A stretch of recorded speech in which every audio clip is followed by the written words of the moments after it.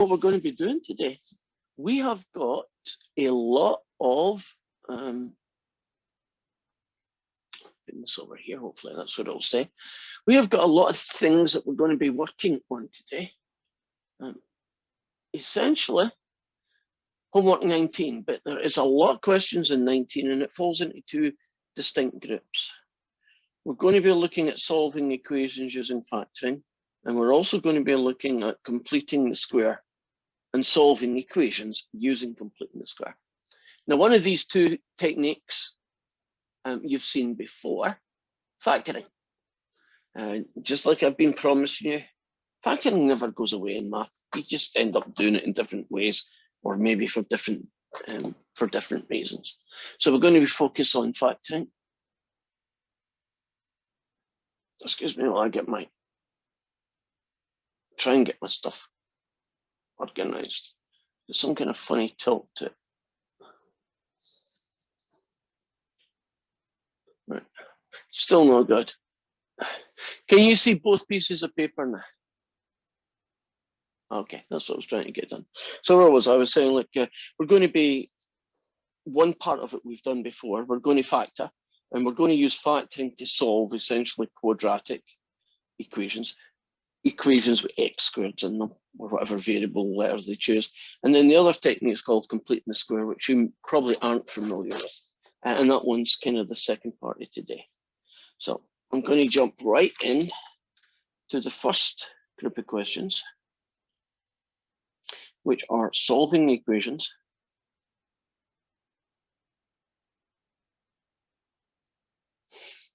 using factoring.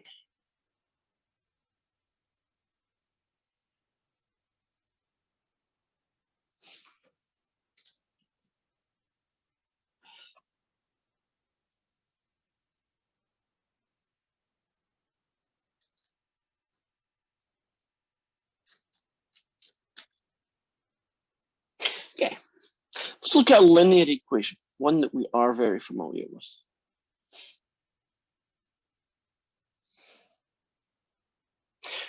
These are called linear equations because the biggest power of x is 1. When you have that, it's linear.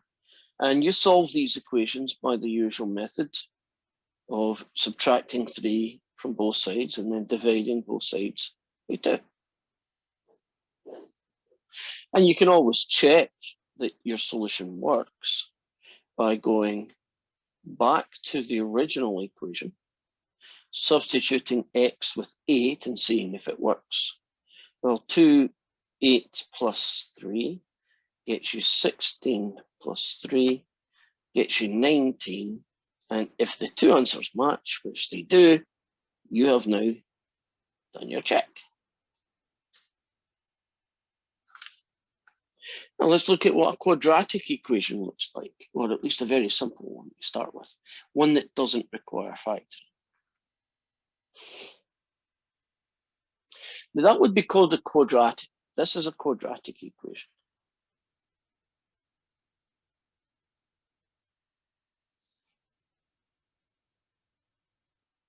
And it's called a quadratic equation because it has an x squared in it.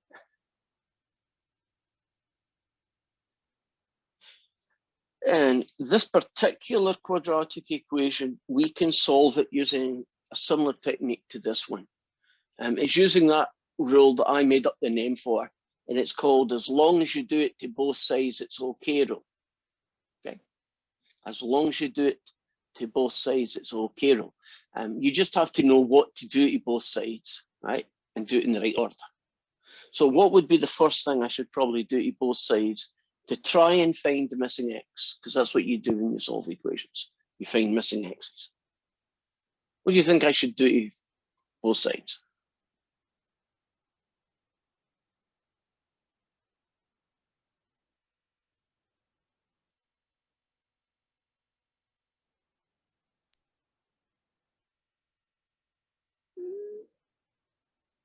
Go on, work with me here. What could I do to both sides to get closer to the answer? Divide the 4 to 36. Okay, and you get 9. Divide both sides by 4. I mean, it's a bit like here, right? Here, didn't you divide both sides by 2? Here we divide both sides by 4. Now, when you get to a line where you've got x squared on its own equals a number, what you need to do to both sides is what? What do you think you need to do to both sides now? Add a square root. Yeah. And one of the things that a lot of people unfortunately forget, but we're not going to, is that when you do a square root of both sides, you get a plus answer and you get a negative answer, right? You always get 2. And in this case, that's a nice answer because that's plus or minus 3. So that means there's actually 2 different solutions to this equation. There's an x equals negative 3, and there's an x equals 3.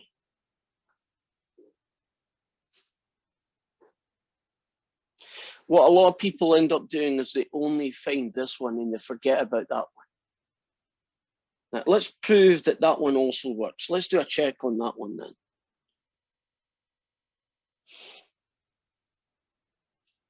So I'm going to take the original equation, which is this guy. I'm going to replace the x with negative 3 and see what we get. So it's 4 lots of negative 3 squared. Okay, negative 3 squared, doesn't that mean negative 3 times negative 3? So that's 9. So what you get is 4 times 9. But isn't 4 times 9 36? Check. You see it works. And I'm not doing the other one, but can you trust me, when x equals 3, it also works. So one of the differences between a linear equation, which is what these are,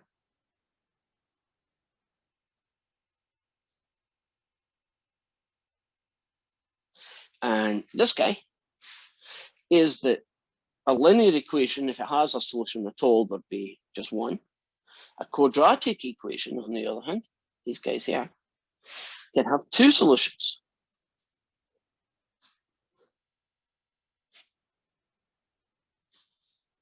It can also have 1 solution sometimes, and she'll find that out later. And sometimes it can have no real solution, which means that there isn't a real number answer. There may be a complex number answer, right? That's possible, but there won't necessarily be a real number. Let's try and solve another quadratic equation that doesn't need factoring.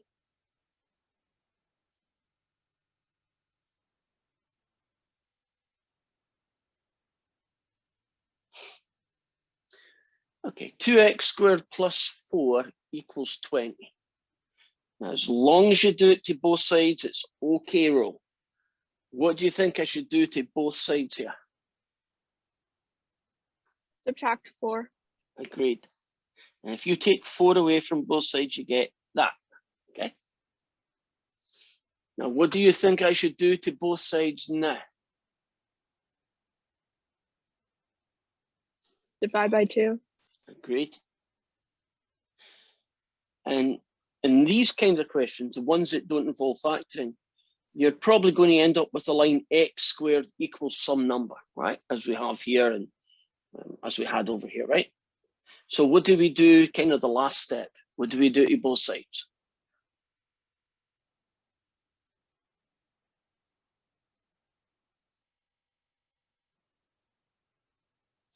Square root it. Okay, now if you take the square root, which is totally okay, will you remember to do the plus or minus thing? Okay, remember that plus or minus thing. Now, this generates these 2 solutions. Do you think I'm going to leave these answers like this, you know, like 2/4, or do you think I'm going to simplify it? What are we going to do about square root of 8 and negative the square root? Is that the answer, or can I simplify?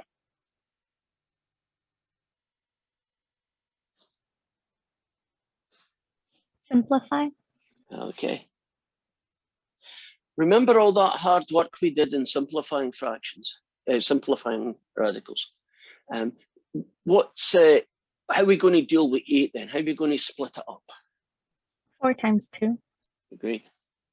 And doesn't that then get you, 2 root 2? And then over here, I get negative 2 root 2. And these are our solutions. And I'm not going to check everyone. That would take forever and a day if I checked everyone. But can you trust me that they work, right? You get exactly what you would think you should get. So these quadratic equations that we've just finished solving are ones that do not need factoring. But the vast majority of situations, you are going to do factoring. So let's look at those ones now.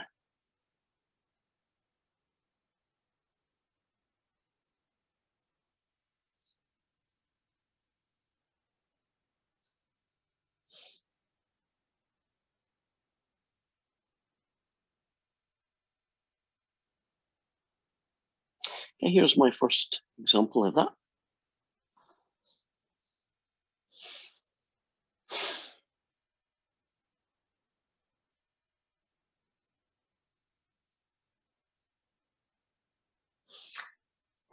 So here is a quadratic equation.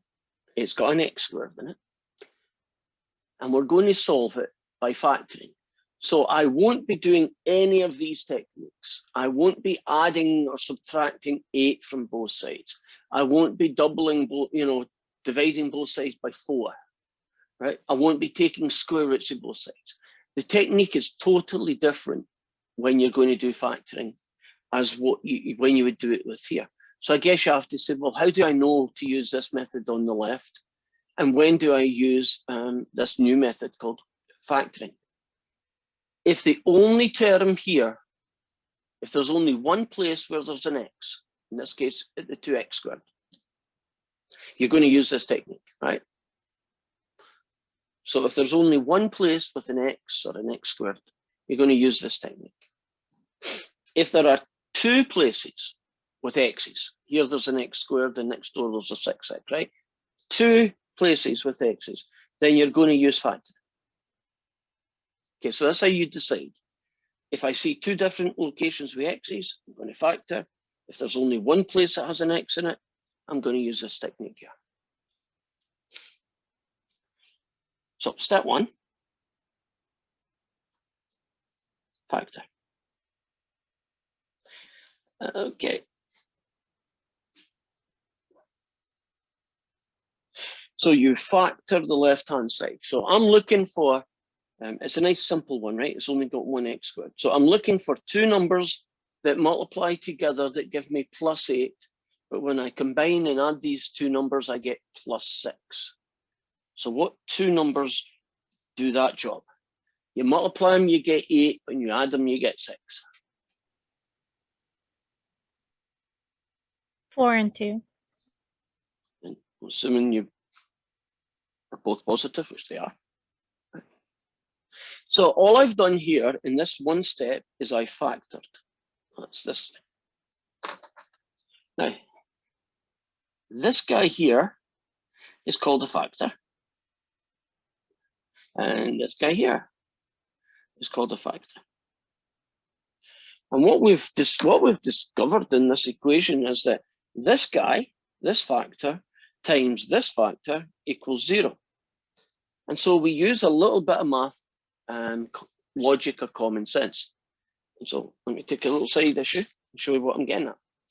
In mathematics, if I have 2 things, 2 numbers that multiply together to give 0, the logic says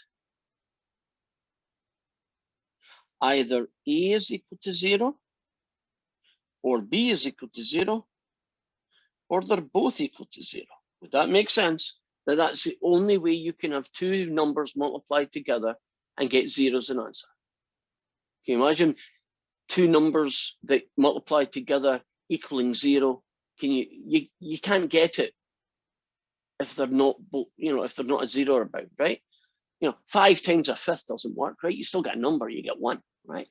So the logic of that says that if 2 things multiplied, 2 things, we'll call them factors, multiply together give me 0, then one or both of those factors have to be 0.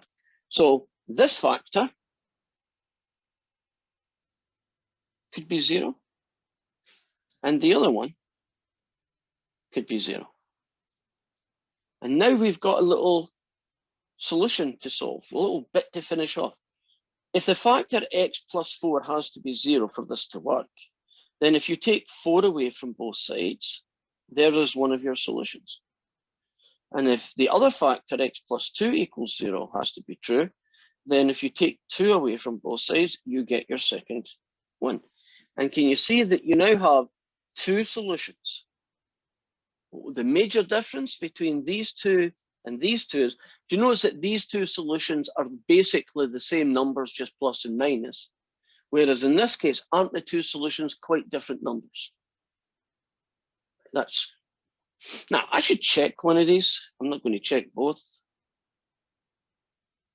Which one of these do you want me to check to prove that it works?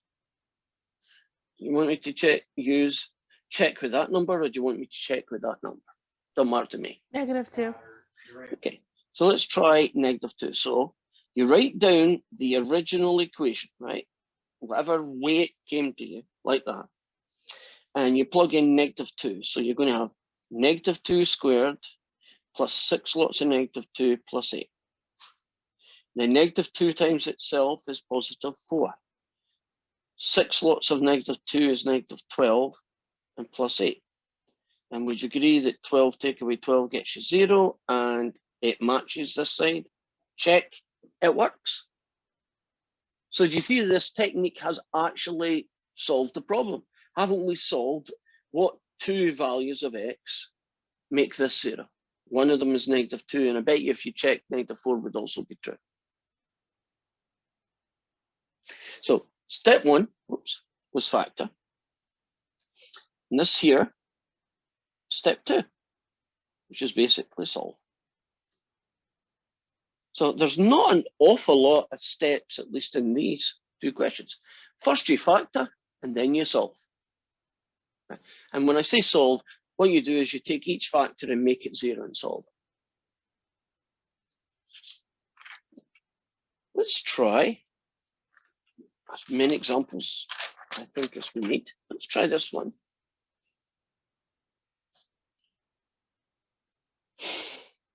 X squared minus 5x take away 6 equals 0.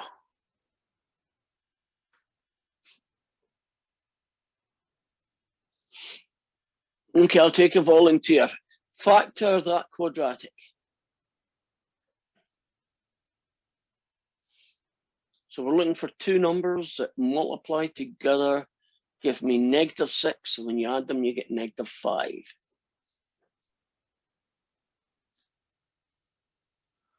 -6 and 1. I agree. Hopefully you agree as well. I mean, when this works, this technique is very fast, right? You're able to solve quadratic equations really quickly when you can factor them. Now, this fella here gives you a solution. That's too much. If I solve this fella equals 0, then it gives me x equals 6.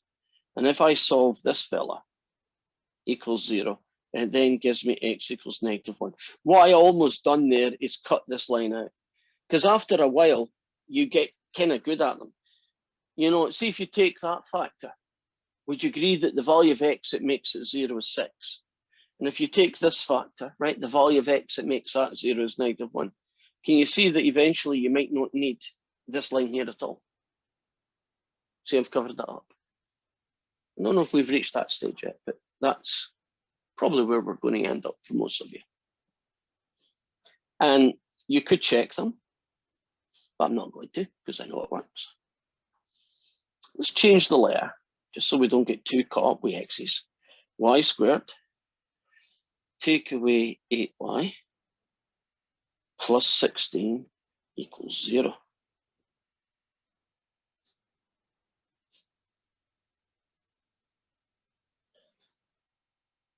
We need to factor the quadratic. Something quite interesting is going to happen with this one.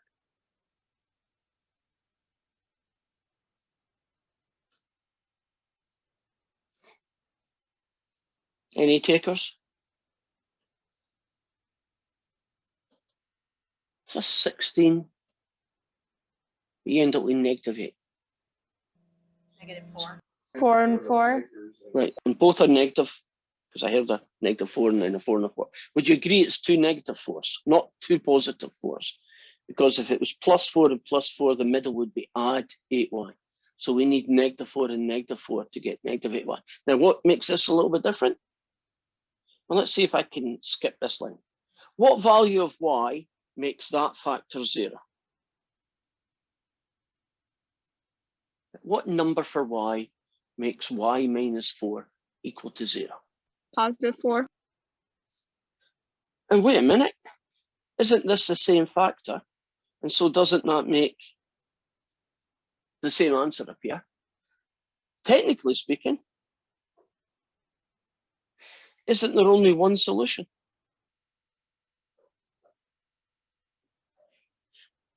It doesn't make sense to say the solution is y equals 4 and y equals 4. Isn't it just easier to say there is one solution, y equals 4? Do you see in this quadratic then, you end up with only one solution instead of two. So quadratic equations can have, and very often do, have two distinct solutions, right? Two different numbers. But now and again, right, you could just get one answer, and that's okay if that happens. Any questions so far? Do you see that we're using our factoring skills again, right? We're getting lots of practice at factoring. Okay. Let's give you some questions to try out.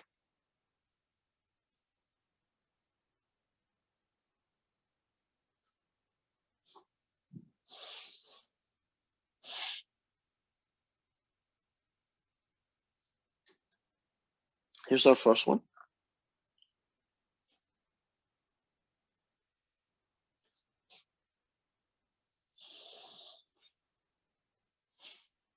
Here's our second one.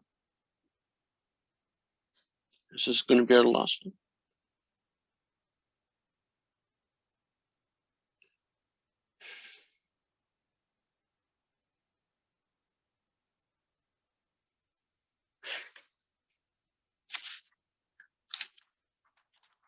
I want you to solve these three quadratic equations using either of the techniques that we've been working with so far today. So you're either going to be doing, as long as you do it with both sides, it's okay rule technique or factoring technique.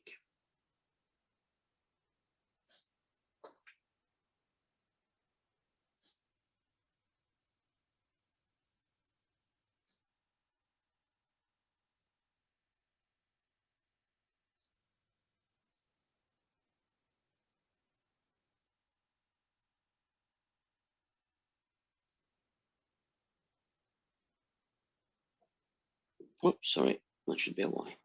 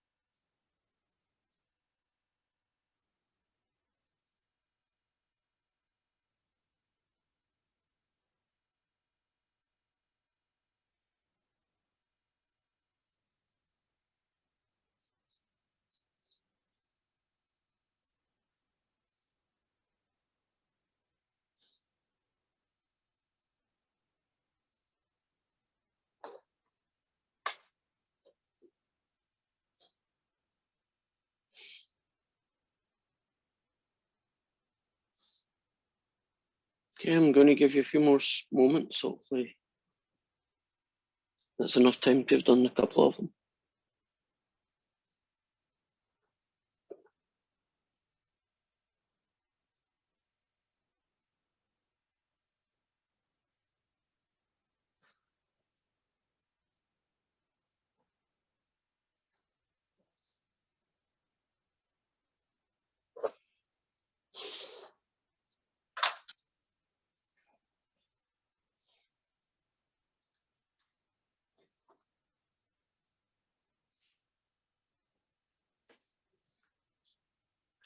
Okay, let's get started then. This one here is, as long as you do it to both sides, it's okay rule, right? The earliest questions. I know that because there's only one term, right? With an x squared in this case. So what would be, what should I do to both sides? Oh, that's not nice. What should I do to both sides?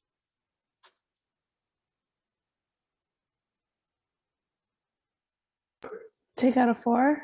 Exactly. What should I do to both sides next?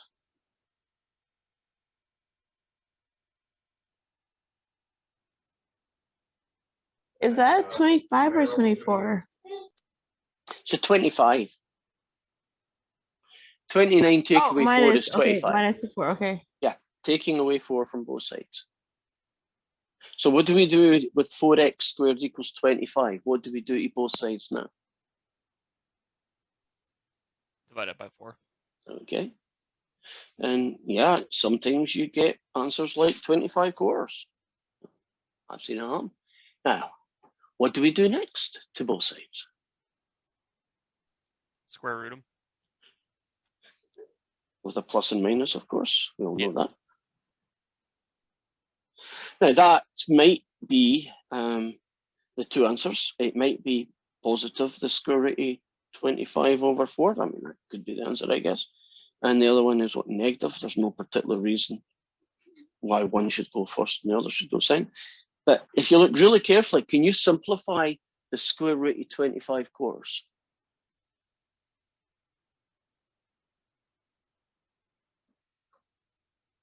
You can, can't you? It's possible. So what do you get if you simplify the square root of 25 on the top and 4 on the bottom? 5 over 2. And kind of, you know what one is, you kind of know the other, don't you? That there, those two guys are the solutions.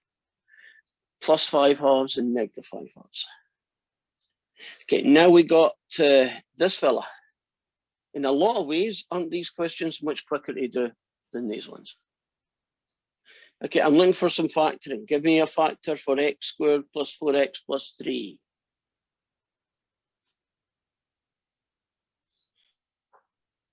Some that works, 3 and 1 are here.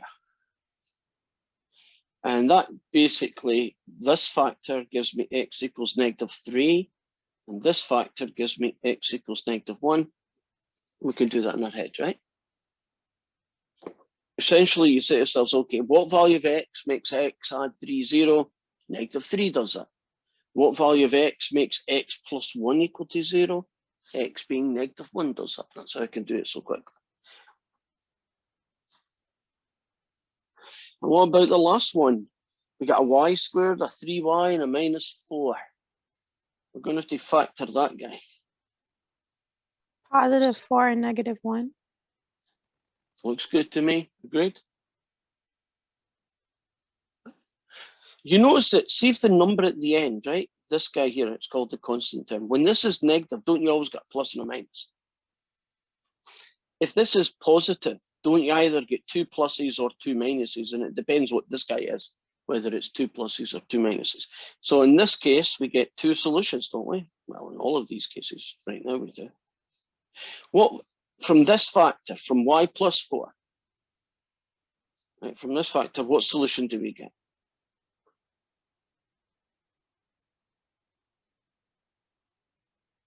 What value of y makes this factor 0? Because that's a solution. Negative 4. And what does the one next to get you then? Positive 1. And now we're finished. Okay, now hopefully you got the same kind of, I don't know how far you got, but hopefully you got at least 1 or 2 of them done, right? You get the gist of how this process is working right now. As long as you do it to both, it's okay rule, but only do that when there's a single x term. When there's 2 different terms with x's, new game in town, right? Well, there's lots and lots of different kind of factoring, so let me show you this one.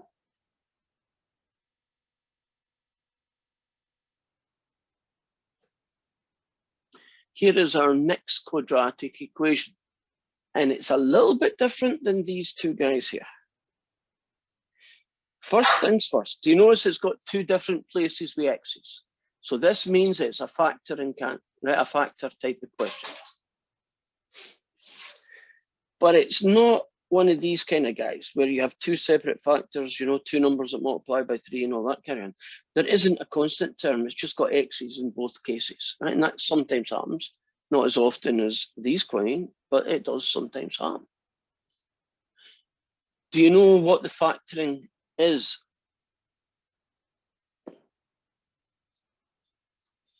What's the technique for factoring x squared plus 8x? Pull out an X. Right, pull out a common factor, which in this case is an x. So I've still factored it, right? That's still step one. I've still factored. But in this case, the factoring was using a thing called the common factor.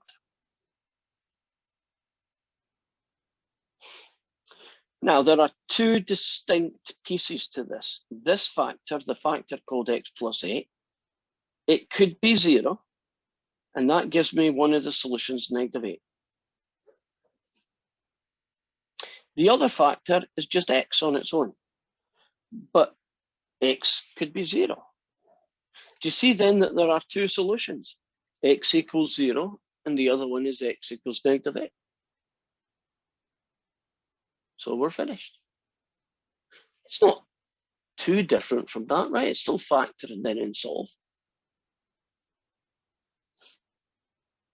How about this one?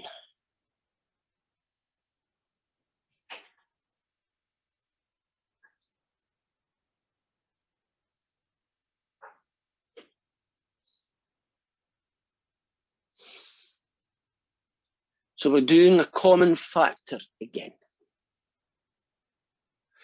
What's the common factor with 5y squared and minus 20y?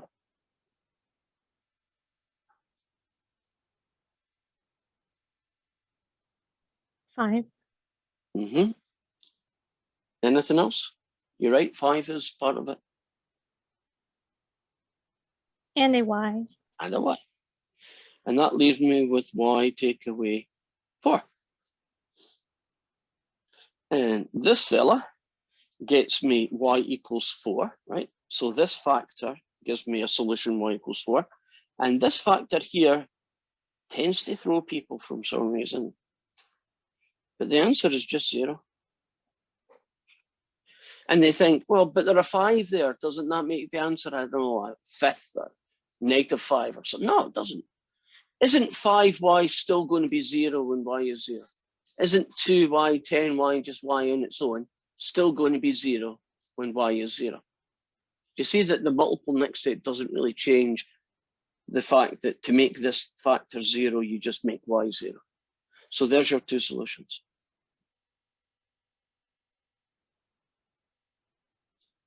Are we good? How about this one?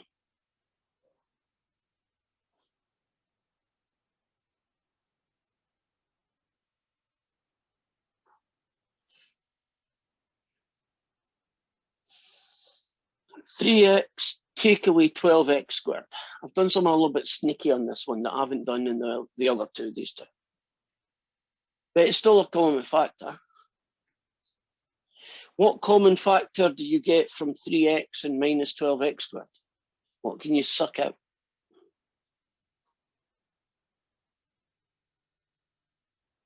Three. Anything else? 3 is good. And an x. And that leaves me with 1 take away 4x. Oh, well, we've got to be a little bit more careful about this one. There are two factors. The first one is 3x, and it's 0 when x equals 0. That's okay. And the second one, it's probably better writing this one down. Isn't 1 minus 4x a factor, right? And we have to find the value of x that makes that 0. And some of you may be able to figure that out in your head, but let's just write down what we want. We want this to be 0. So how about subtract 1 from both sides and then divide both sides by -4. And so the answer is +1/4.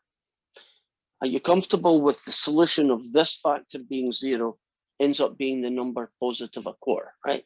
So it's a little bit harder, a little bit messier than your typical factors, but nonetheless it works. We're good with common factors? I am completely lost, honestly. Okay, so we're going to start at, is it the factoring that's losing you, or you're okay with the factoring and it's what happens after that? I don't know where I got lost, but I am not keeping up with this last part of the lecture. Okay. Maybe we should start with just the factoring, nothing else. So let's see if we can get that back, because maybe all it needs is a kind of jogging of your memory. So let's do a side issue and let's practice factoring.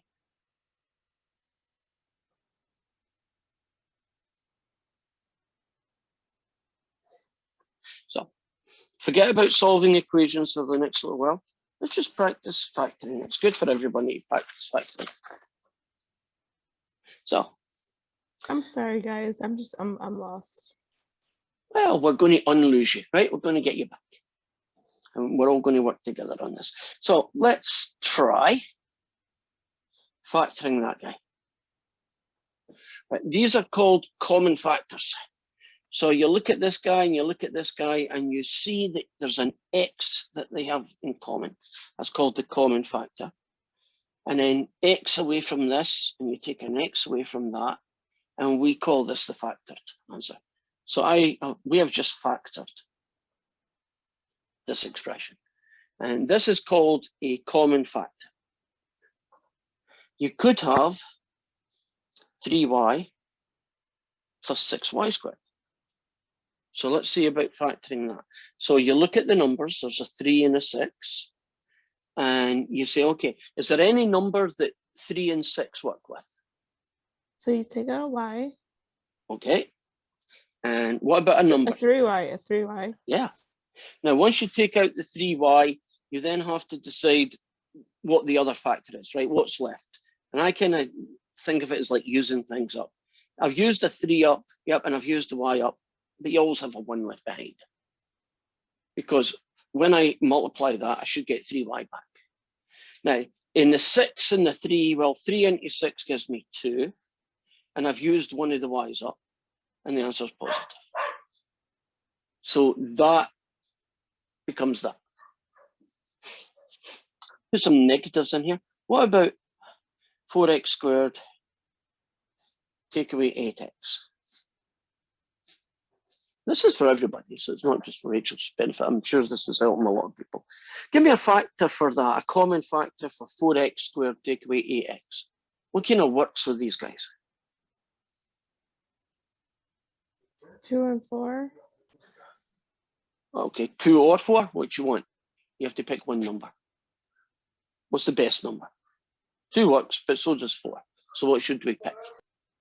X plus 2, and then x plus 4. Oh, you are trying to factor that as 2 no, brackets. okay, that's wrong. Okay, That's not what's okay. going on here. This is a common factor. So what x is good, but what do you take out as well as an x here?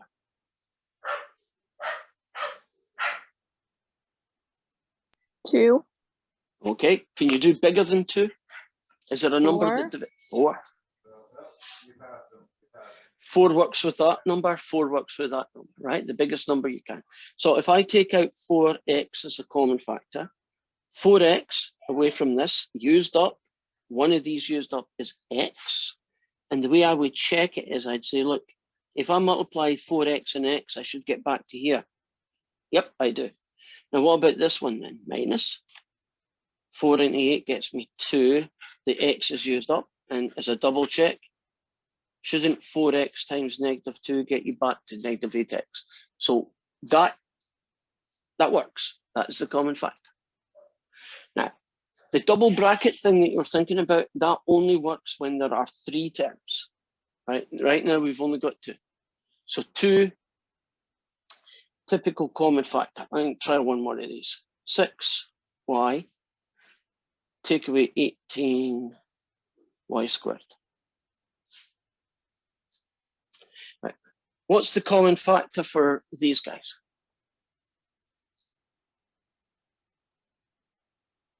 Six. Okay. Anything else? 6y. Now, when you take 6y, what number goes here?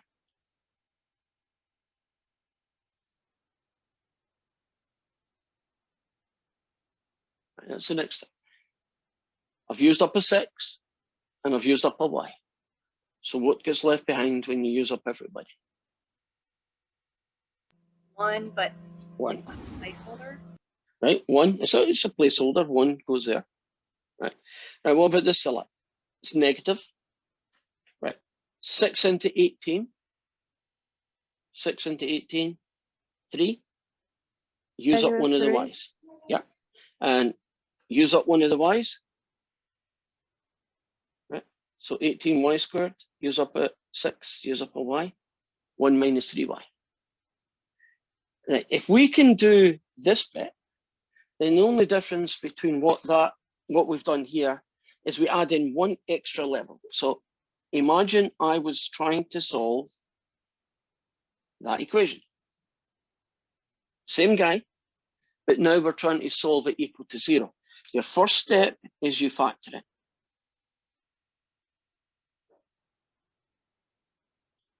Now you notice I never did anything here except write x equals 0, right? On this side, I factored. Then we use, you might have missed the first 5 minutes as well. That didn't help. Because we mentioned this and I don't think you'd arrived until after I said this. What we've got here are two things multiplied together. And the mathematics says that if two things multiplied together are 0, then the two pieces have to be 0, right? One or other. So this factor equals 0, gives me one solution. And this factor equals 0, gives me the other solution. So after I factored it, you take each factor and you say, okay, what value of x makes this guy 0? That's one answer. What value of x makes the other factor 0? That gives me my second answer. So if I was trying to solve this last one then, you pull out a 6y, and what you're left with, a 1 minus 3y, right? And I should have written this down the way I meant to write it down, which is as an equation. So we're trying to solve this equation. We factor it, which is this guy. And now we have two distinct things to work on. Each factor is set to 0. So we try and find out what makes that factor 6y 0. Well, 6y equals 0 when y is 0. So there's one solution. And what makes that 0? Well, if you subtract 1 from both sides, like you normally would do with an equation, and then divide both by -3,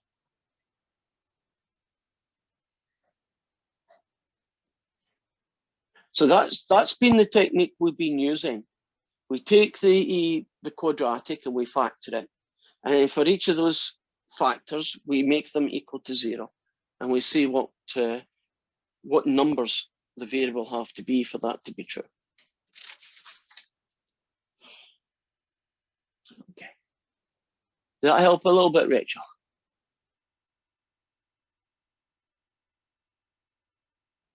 Oh, you were missing. I'm saying, is this helping a little bit? Are we getting the gist of what we're needing to do here? Trust me, you're going to get tons of practice at these. So the more practice, the better we get. Okay, let's try a new one then. How about one more common factor? How about, well, what letter have I not used? R.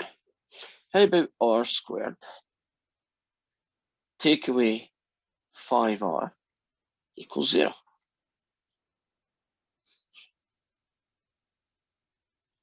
Now, since there's only two terms here, both have a variable in them, it's going to be a common factor. Actually, no, I've seen that a little bit easy, but that's fine. What would be the common factor in this question here? R's. Right, so you pull out an R, Okay, if you use up one of these, you get R, and if you use up one of these, you get 5. So there's the factors. R is a common factor, and R minus 5 is the second factor. And then you find out what number makes each factor 0.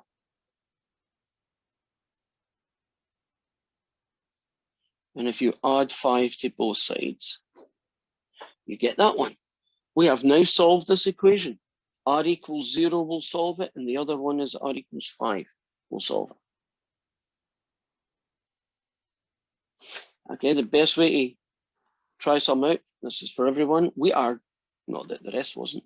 Let's give you 2 more examples for you to try out. I'll give a pretty straightforward one, then an ugly one. So how about 4x squared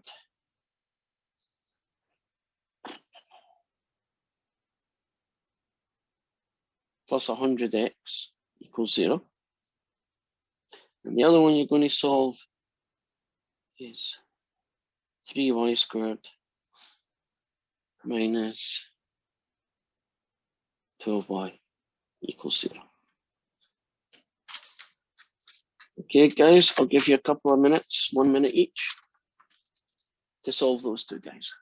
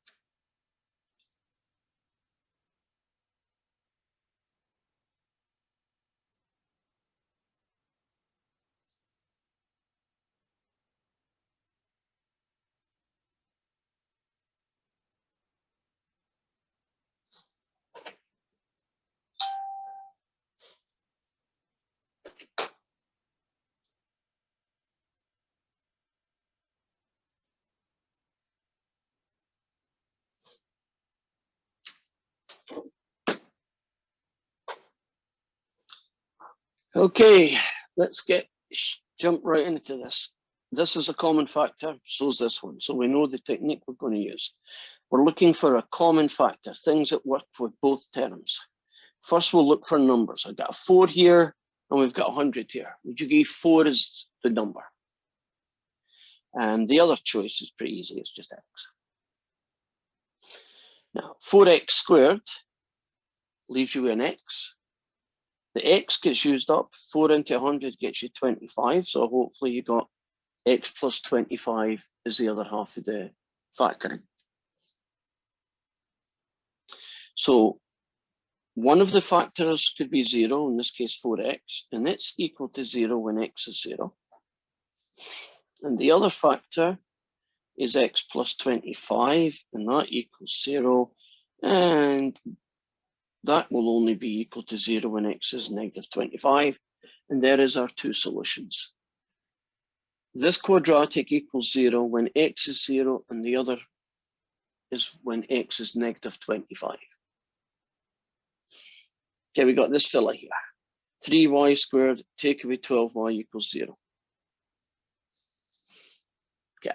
I need a common factor. Give me a common factor for this fella.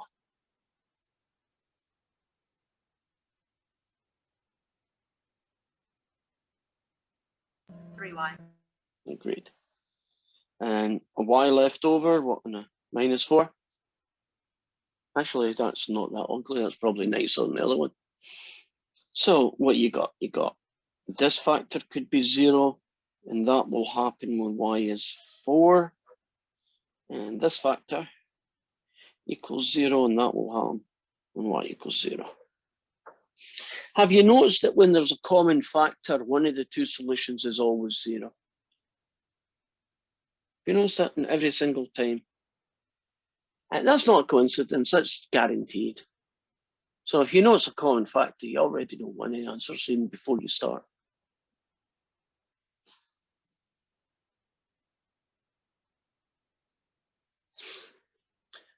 Are we doing good so far? We feeling a little bit more comfortable? The more you see, hopefully the easier it becomes. So we've looked at factoring in the usual, two numbers multiplied together kind of sense. We've used common factors, which is this one. Now I'm going to use this fella.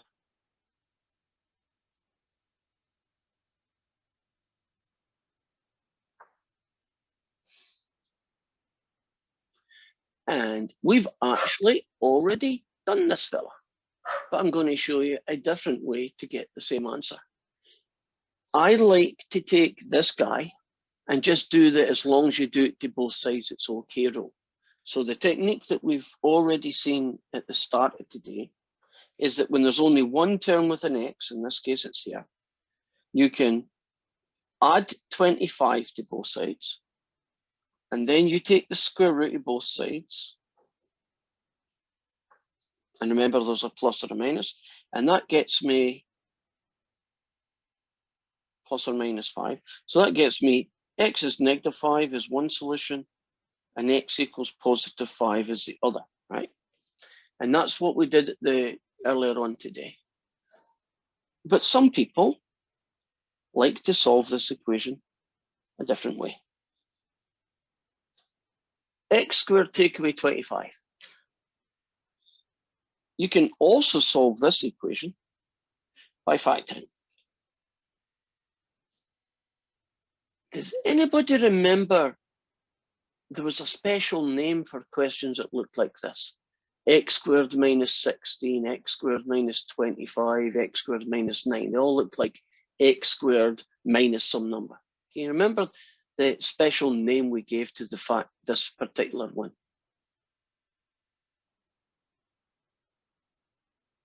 Any ideas?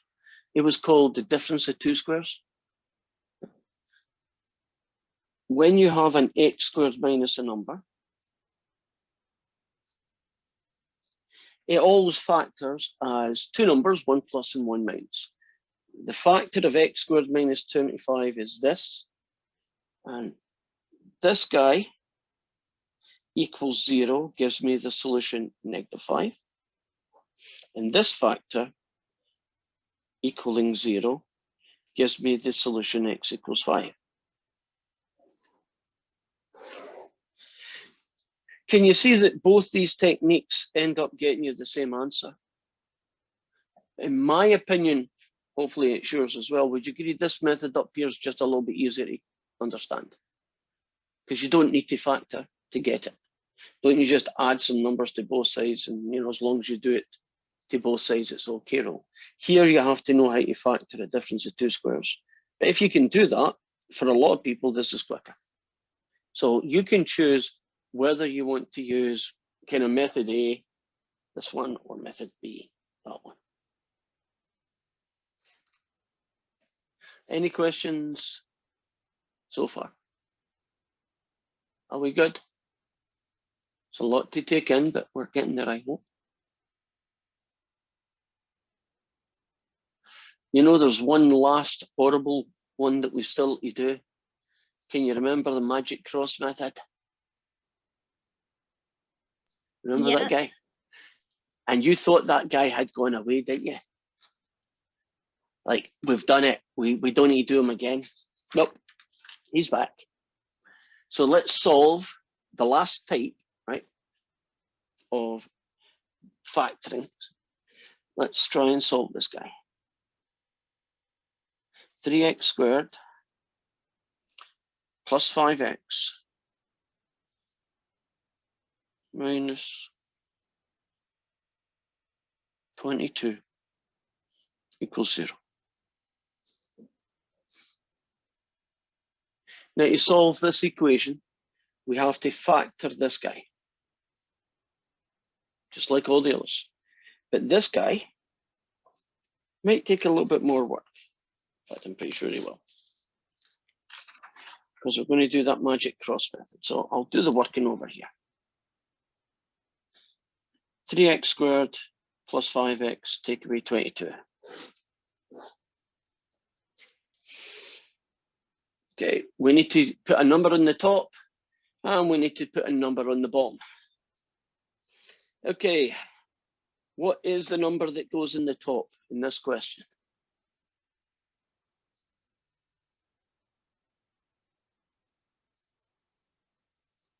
Five. We'll put that in the bottom. So what number goes in the top? Is it negative 66? It is. So just to remind you how this works,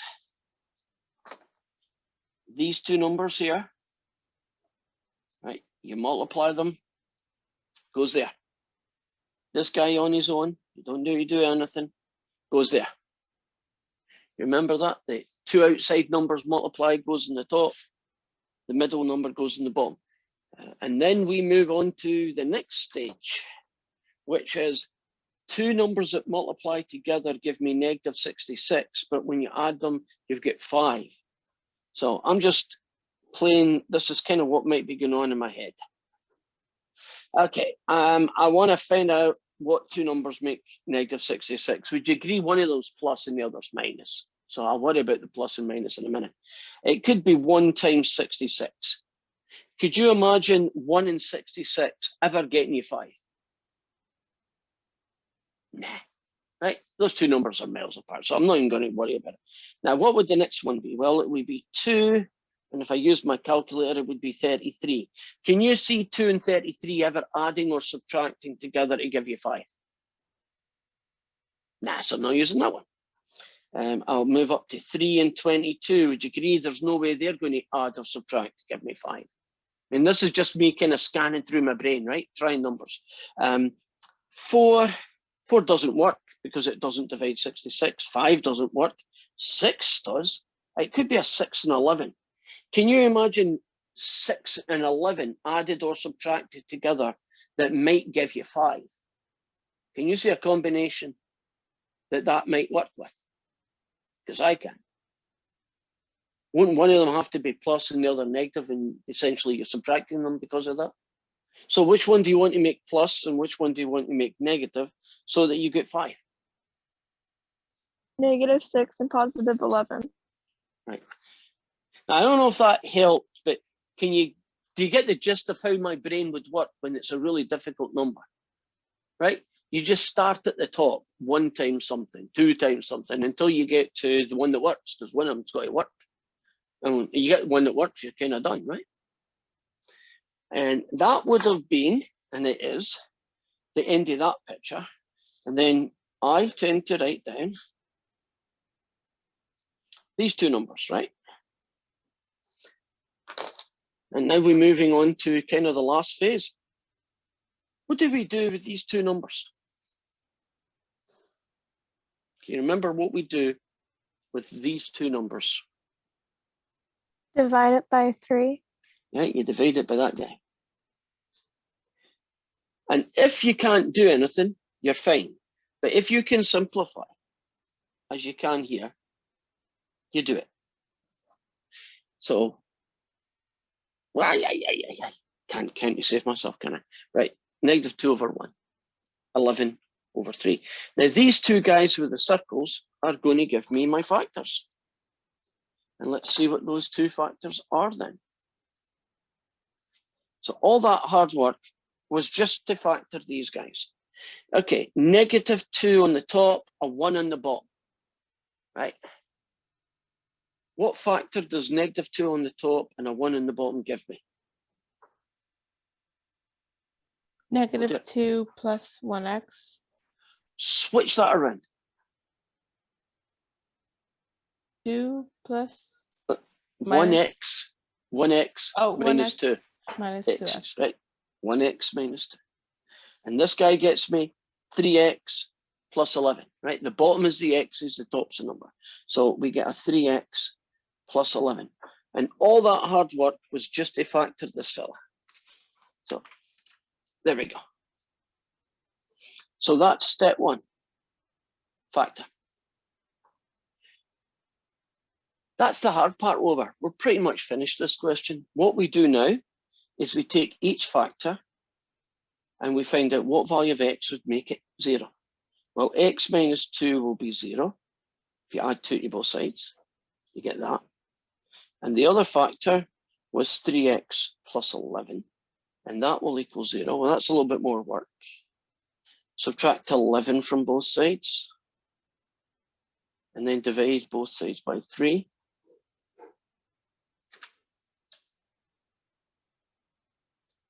And we are done. So you got the original, you spent a lot of time factoring it, but once you factored it, each factor gives you one of your two solutions. And you get your solution from your factor by writing it down and making it equal to 0 and solving. Writing the factor down, making it equal to 0 and solving. How are we doing so far? Right. Those ones are definitely going to be the challenges, I would say. So how about 8y squared plus 11y take away 10 equals 0.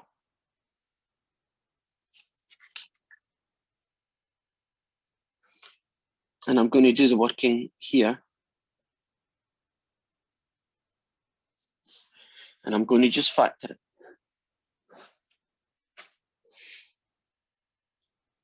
Okay, what number goes in the top to factor this guy?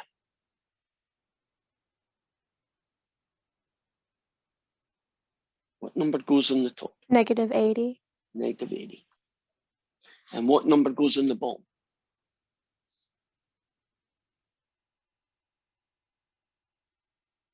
-11. So try and remember these two guys give you the top number, and this guy gives you the bottom number, right? Now, two numbers multiplied together give you -80, right? But when you add or subtract them, you get 11. Now you could scan through all of them. Has anybody got an example of them? I'm trying to think of myself which one that would be. Oh, I got it. Okay. For a minute, I didn't have it. Has anybody else got the combination that works for two numbers that multiply together and give you -80, and you add them, subtract them, you get 11. So I know one of them's plus and minus, right? I know that. Anybody found a combination that works? 16 and 5. Agreed. Which one are you going to make the positive and which one you're going to make the negative then? -5. Right. Right, now some of you just, you know, there's just too many numbers there. There's just, you'll be there forever. And, you know, waiting for divine inspiration is probably not going to help. So let's kind of show you a basic strategy for doing this. I know the number is going to be -8, you know, multiplied together to give me -80, but just to make life easy, I'm forgetting about the negative and focusing on 80, right? So it's 1 times 80. Would you agree? No chance. Right. What would it be? 2 times what would get me 80? Well, if you you can always do it in your calculator. Can you see 2 times 40? Is 2 and 40 ever going to get you 11? If you add them together or subtract them, you see you're never going to get 11. What about 3? Well, 3 is no good because 3 doesn't work with 80, right? It doesn't divide 80. What about 4? Well, 4 and 20. Can you imagine them being added and subtracted? Still won't get 11 out of it. How about 5 and 16? You see 5 and 16? If you make that plus and you make that right, if you subtract them in that order, do you see that you get the 11 that you're after?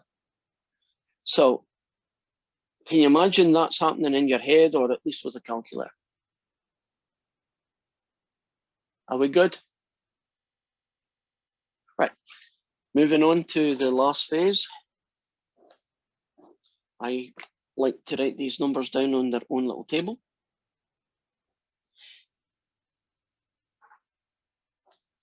What do we divide these two numbers by then?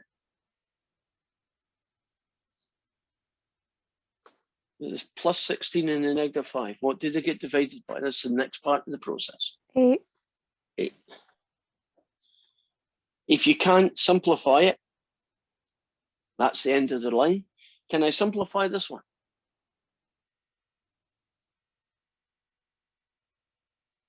Read. What do I simplify this one as? 2 over 1.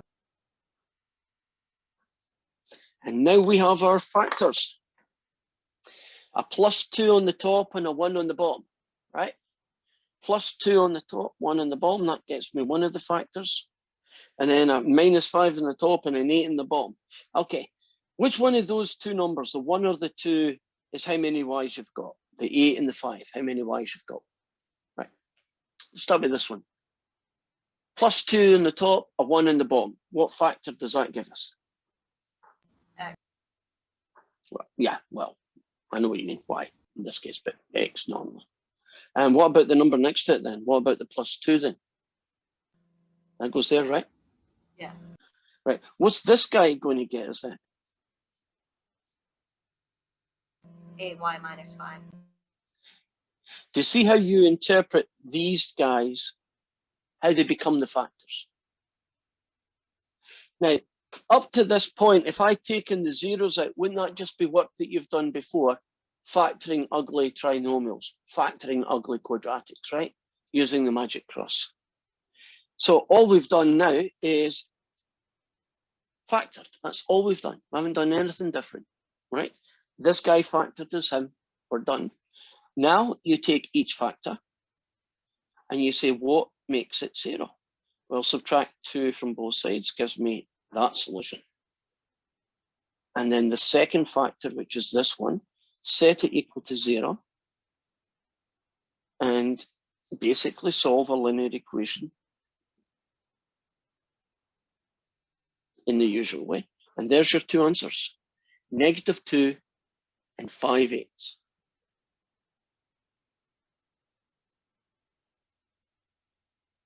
Are you beginning to see, no matter what you do, isn't it very similar process? You factor it and then you get the answer, right? They're almost like two separate jobs, right? Factoring is factoring as it always has been.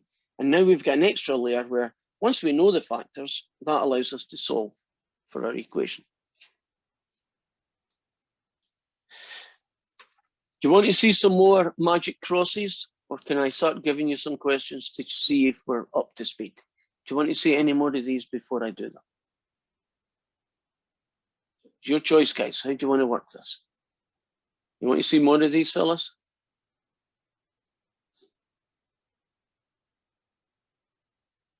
I have no idea. I'm looking at blank faces. I don't see nods. I don't see shakes.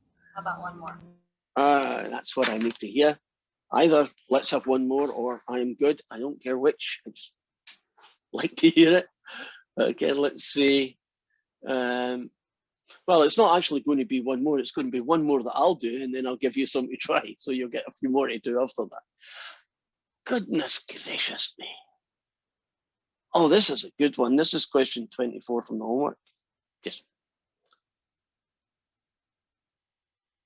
16. Oh, yeah. Let me start again. Put a bracket where there was no bracket. I'm thinking ahead here. 24 from the homework. Okay, so we're going to solve 16s squared, take away 8s plus 1 equals 0.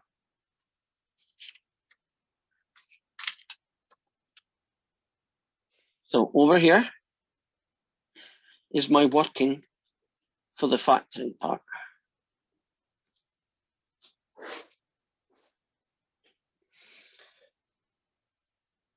Two numbers multiplied together give you 16, and the middle number is -8. Are you happy about where the top number and the bottom number are coming from now, right? The two outside terms give you the top number, the middle term gets you the bottom number, right? That's pretty standard. Okay, so I am looking for two numbers that multiply together give me 16, but when I add or subtract those two numbers, I get -8. -4 and -4. That was really fast and really correct. Do you all agree on that combination, -4 and -4? Are you comfortable where that came from? If you went through the list, wouldn't the list be 1 and 16, 8 and 2, and 4 and 4, right? That's about the only three that you'd be looking at. So I will put in -4 and -4. And then I'll do my second guy.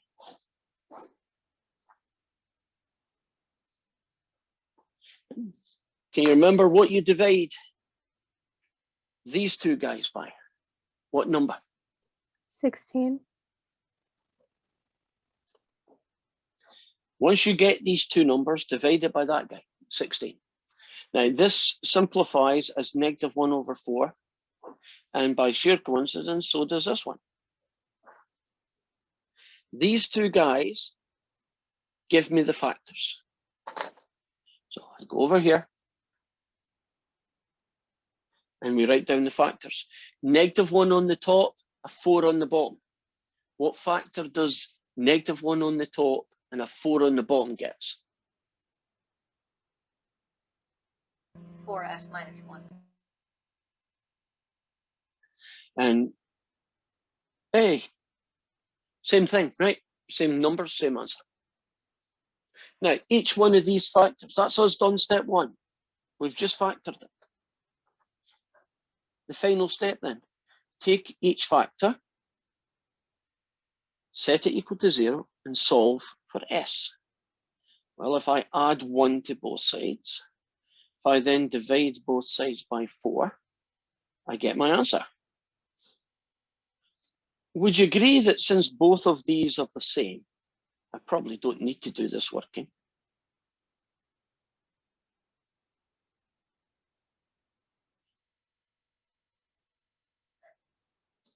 Don't you end up with the same answer twice?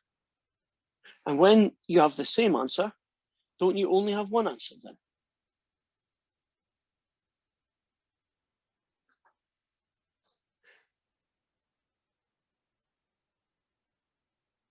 Good. Do you want me to go through another one, or do you want to try a couple of your own now? You feel ready for a couple of your own? You want another one? Wait, I got a -1/4. You did? Out of which one?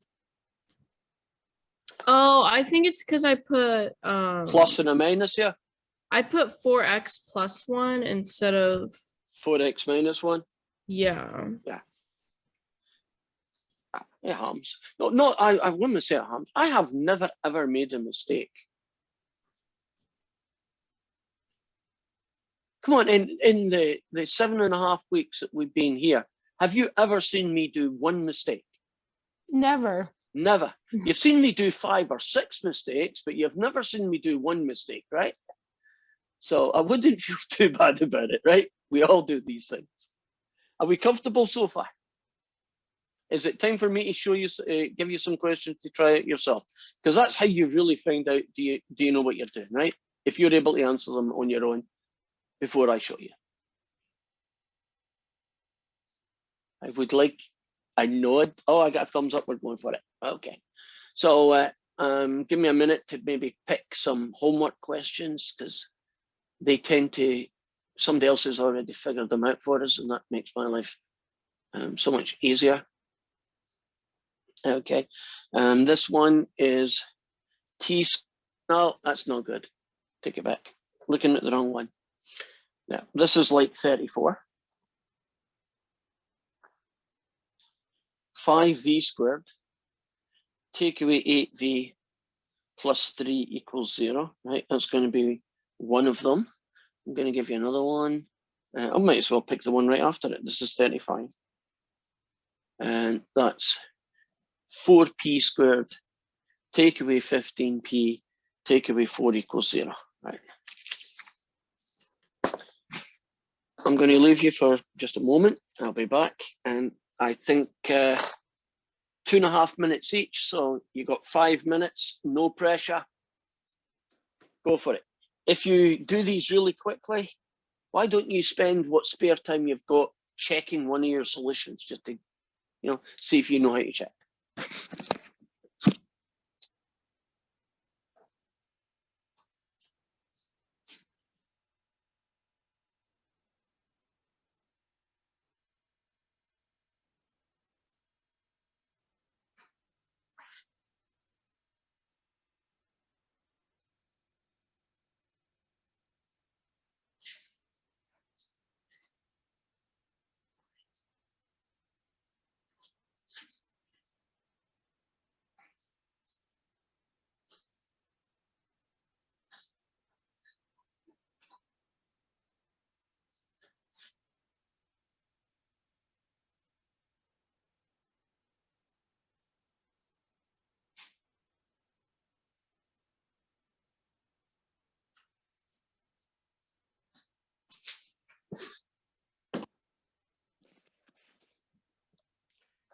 I'm back. For those who need a little help,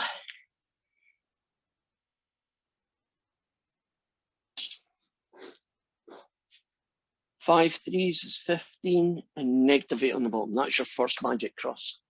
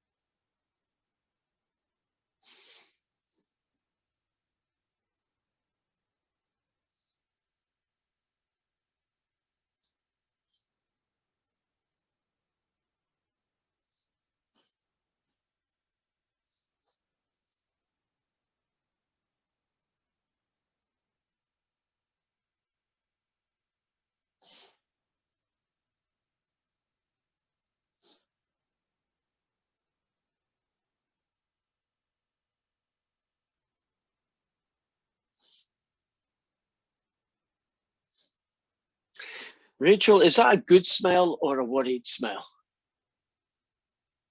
Worried. Okay. My husband you- told me to hit the books. Get your ass in gear.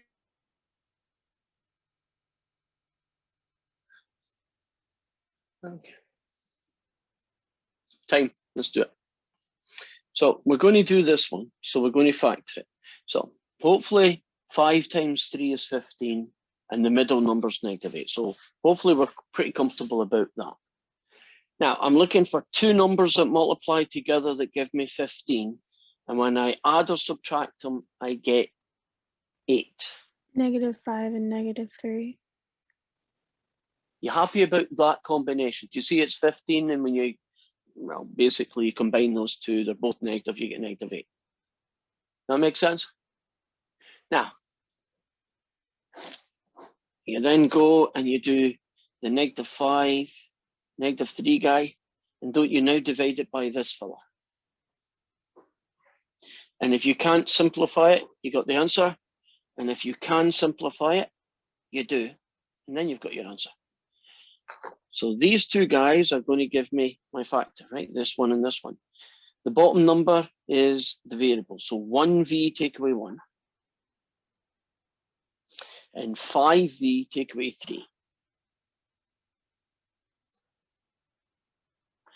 Right. Each one of these factors then will give me a solution. You take this one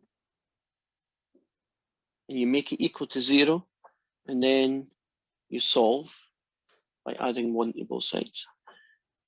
You take the second factor, you set it equal to 0, and you solve. This one you add 3 to both sides before you divide. And there's your solutions. Right. Okay, we got the second fella.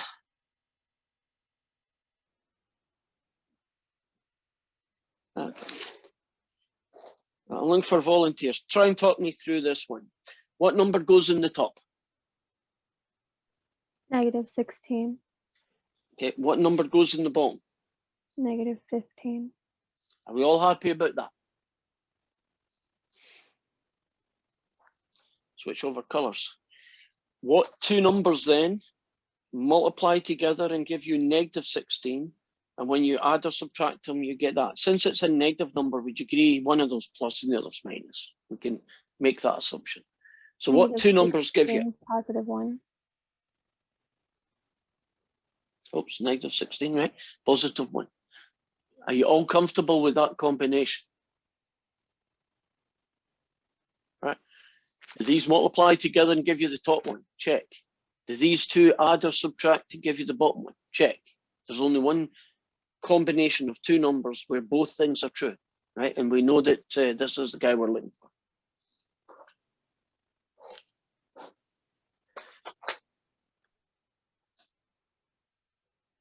Okay, what do I divide both these numbers by? What's the next part of the process? Divide by By +4. Great. Either one of these two simplify. 16 and 4. And in this case, you get what? -4 and 1, right?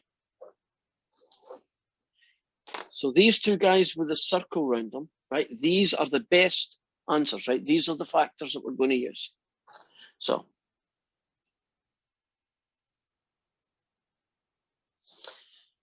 a +1 on the top, a 4 on the bottom. What kind of factor does that get me?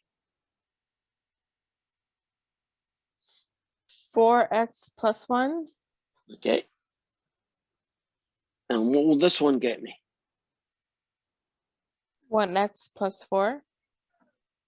Are you sure about the +4? -4. Okay. I just put in the letters P because the equation was P, but I knew what you meant when you said X. So we factored it, right? All that hard work just to do one job, but the factoring's the hard job. I think what happens after the factoring is pretty straightforward. So you take each factor, you set it equal to 0, and then you solve for P. Okay, what should I do to both sides then to solve this equation? What should I do to both sides to solve this equation? Subtract 1. -1. Agreed. And then what should I do to both sides to take it to the end? Divide by 4. Okay. So one of our solutions is -1/4. The other factor is p minus 4. We set it equal to 0. Basically, you can do that in your head. You just add 4 to both sides and you're solved. So these are the two solutions to this quadratic equation.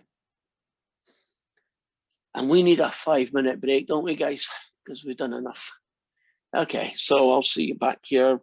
Well, 7-minute break. I'll see you back here at 10 past. I'm just going to be here and bug anybody who stays behind. So that might be a good reason to not be here. So real quick, ladies and gentlemen, I want to do like a study session at my house. I live in Port Orchard, so if anybody is interested, just like shoot me an email or something. We could get something coordinated. I'm going to be a devil's advocate here, Rachel. I do not want to, God, rain on your parade. But since we have a COVID thing going on, it might not be a good idea if someone came to your house and got COVID or brought COVID to your house. Now, I know the chances are very slim, but I don't want to lose my job in case it happens. So can I maybe suggest that you do this by Zoom? Yes. Okay. So do you know how you set up a Zoom meeting? Yeah, I think so. Right. So if you're interested, Rachel's going to give you, I'm not sure how you're going to do this. Rachel. Yeah. If Rachel just say, if you just Yes. say to Rachel, Gmail, I'm interested, Rachel will we- shoot an email. We have a online Discord class group. Do you know what Discord is? I don't, but you could fill me in. I could figure it out. Discord is kind of like similar to Zoom, but it's like Skype. Think of it like Skype. And you can download it on your phone or computer, and most of the students here is on that server. It's kind of like it's like a kind of a group Like chat. Zoom, but better. A group chat, but also like Yeah, because I need help. Yeah. no, yeah, I can. I started the Discord. I can send it to you, the link. I got one email a while back and I just never kind of followed up. I need to follow up now. Oh yeah. Of course, if the link might still work. If it doesn't, you can let me know. Yeah, and I can always just resend it. But it's kind of like a group chat kind of thing, where if Right, are you sorry for interrupting you. Are you able to write on a screen like this or something? Because very often when you do math, it's helpful to see what people write rather than just what they say. Yeah, there's like you can do like a video call in groups and stuff. So you just hold your phone while you're writing or something, I'm assuming? Yeah, or like a computer Oh, okay. camera. It's really nice. And what's it called? Discord? Discord. I can type it. Yeah, I'm writing it, but I'm typing gonna would step help. out for 2 seconds, but when I get back, I'm gonna write all the information down so we could get that coordinated.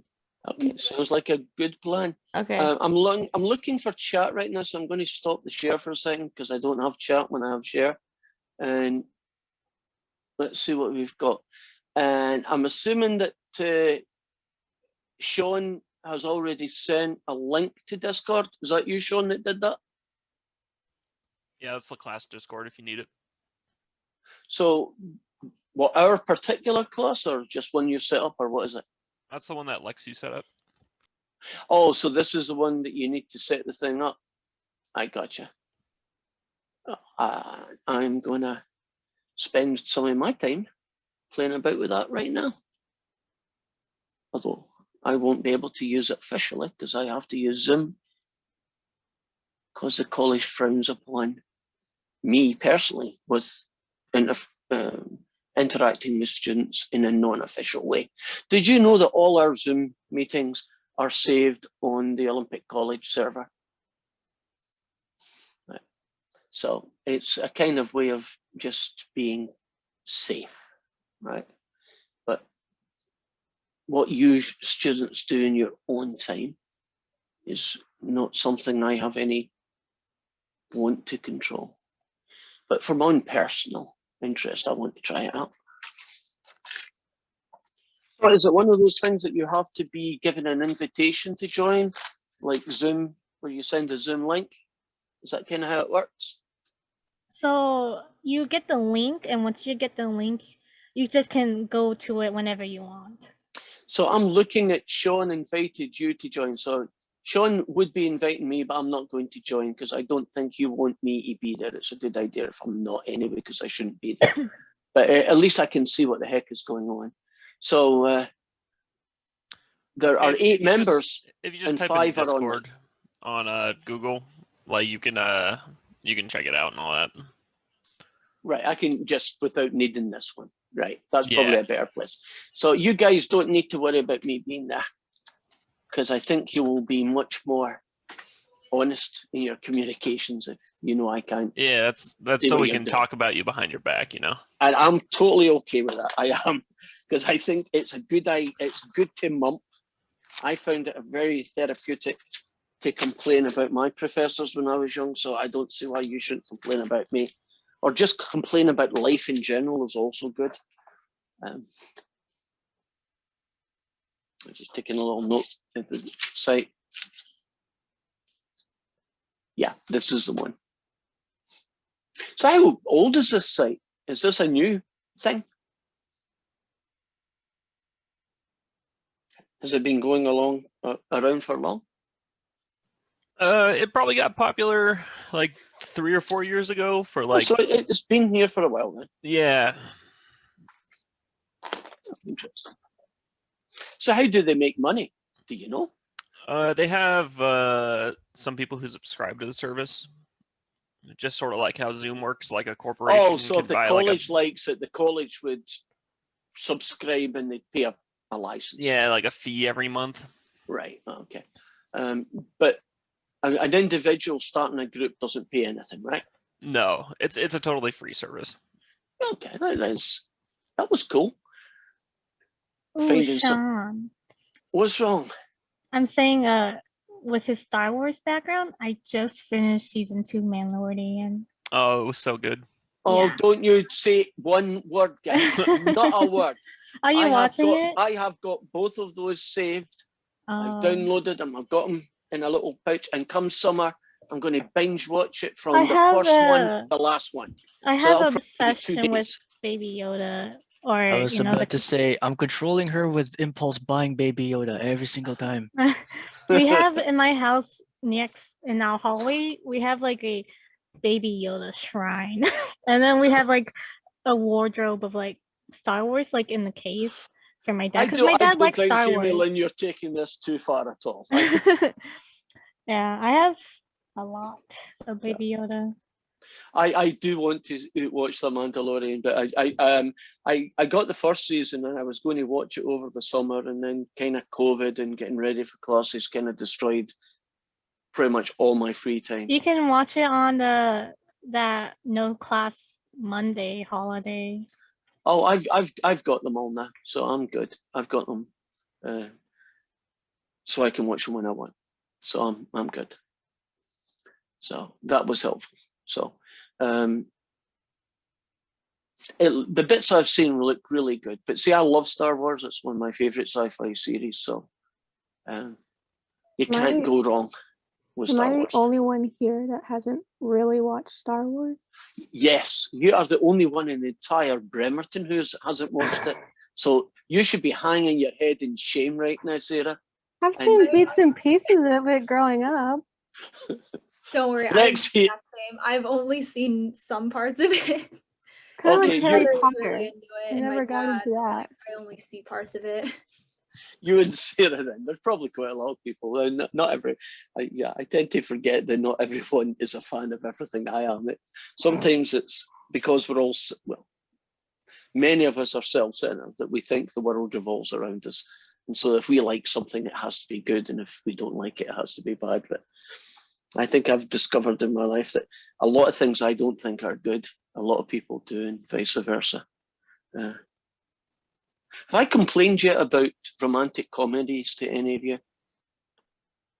Okay, I'm going to complain about romantic comedies. When you are married, your partner will probably have different opinions of what is interesting to go to the movies when you used to be able to go to the movies or just watch on TV. And romantic comedies is one of those. And I get dragged along to romantic comedies because my wife gets dragged along to sci-fi movies. You know, if we have a date and we go out to movies, I'll always want to do a sci-fi, but my wife will want to watch something else. So we kind of alternate. So here is every romantic comedy that has ever been made. This is the storyline. There's a him and a her. And the him and the her at the beginning don't have any connection. But you know within the first 5 minutes, it's going to be him and her. That's going to be the pair. And either he is booked or she is booked, right? She's going to marry somebody or he's going to marry somebody or some connection like that. They've got strong girlfriend or boyfriend. And for some reason, they end up being together. Like they're planning for her wedding, or she's opening some store or shop or organizing some ceremony or whatever, and they get together and they start liking each other slowly. At the beginning, they hate each other, and then they like each other. And there's a secret. There has to be a secret. And about 15 to 30 minutes before the end, the secret comes out and it breaks them up. And they ain't going to get together. And you're all dead sad. And then they fix it. And in the last 10 minutes, they all get back together again. And it's a happy ending. Is that not every romantic comedy in the world? That's the storyline. Every single bloody one I've seen, that's been the storyline. I watch it in the first 5 minutes. Oh, it's him and her. What's the secret? Like, his dad owns a company that's going to shut down the mill, right? And at the end, he gets his dad not to shut down the mill, right? And that's how they get together. Whatever it is, right? He's a millionaire and didn't tell her. Whatever it is. Have I just put you off every romantic comedy that there's ever been? Also, have you ever noticed that a lot of times if there's ever like a story that a person's really in need of money and then there's a competition that the prize is that amount of money that they need? Oh yeah, that's a different genre of movie, but yep, that's one of those ones. What other kind of genres are? Don't you have the crime one where the guy you think did the murder didn't do it, but they're putting all the suspicion on you, and the nice guy that you thought is totally cool is actually the real murderer, and you don't find out to the last 10 minutes? You ever seen those kind of movies where they make you think A is the baddie, but it's really B is the baddie, and A was a goodie all the time? It's another one. Well, time up, guys. I think, Rachel, have you had the chance to look into that Discord thing? Sean has sent a good link to the Math 99 one if you want to look at it and join it and have a little help me, please. This would be the equivalent of like you all meet up after lunch, right, and go over your homework. You know, in the olden days when it was physically possible to meet up. It sounds to me like Discord's a little bit like that, right? Where you chat about things and you show each other what you were doing. Yeah, it's kind of like a group, like it's like a big group chat, but there's different channels for like certain topics and like group like video or like group calls and stuff. Cool. Look, I hope it works well for you guys. And if you didn't catch it, Rachel, I am having nothing to do with it. Not because, you know, I don't think it's a good idea. I just think it's better if I'm not around. But feel free, remember 10 o'clock is office hours, so feel free to drop in. Let's get the show back on the road. Well, just like the monster movie, when you think all the monsters are dead and that we've solved every possible quadratic equation in the world through factoring, nope, there's some monsters left alive. So our last kind of group of questions that we're going to do here are solving quadratic equations.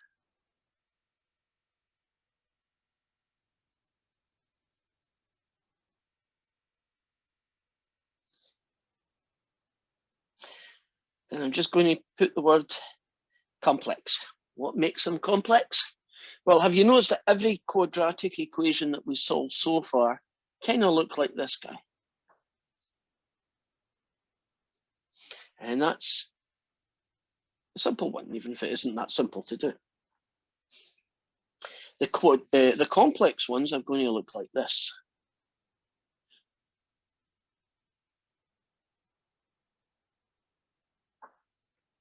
You are going to have things both sides of the equation, or some factoring, or some foiling. And these are the ones that I'm calling complex. If it ain't equal to 0, right, it's going to fall into solving quadratic equations of complex kind. So that means that we have one more step to do. And that extra step is to take these guys and rewrite them so they look like this guy.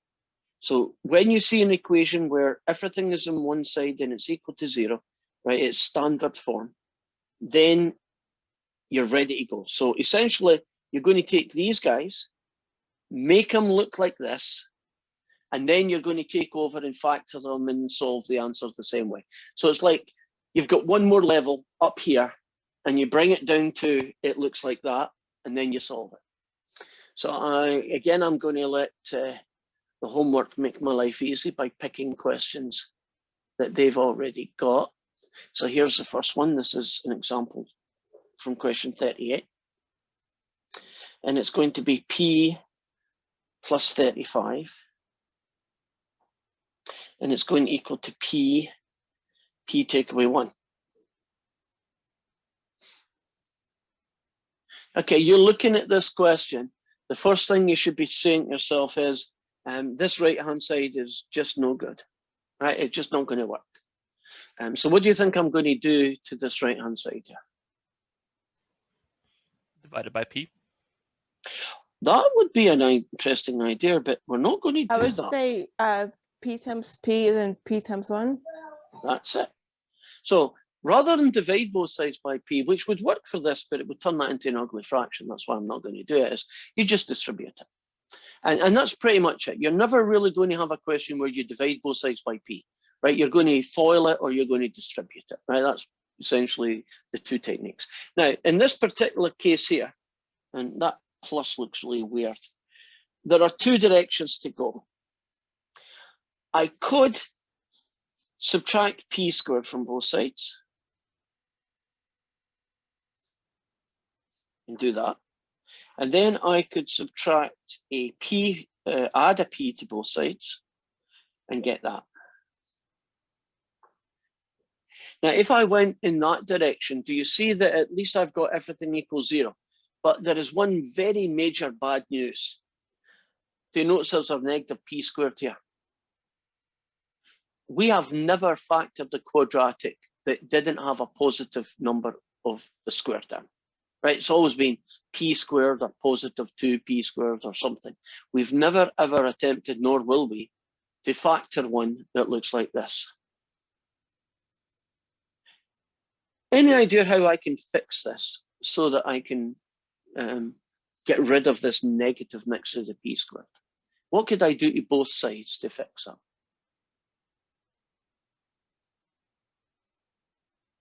Divide it by a negative. Okay, and that would make this positive, that would be negative, and this would be negative. And so what we end up with is that guy. Do you recognize that as just a normal, pretty straightforward quadratic equation that we could factor and solve? Now, I promised you two ways to do this. And there is nothing wrong with this, and this works. I'll return back to the original question, and I'll show you a slightly different way of tackling this question. First line, exactly, whoops, that's a big gap there. Exactly the same. Only this time, I'm going to subtract a P from both sides. And then I'm going to subtract 35 from both sides.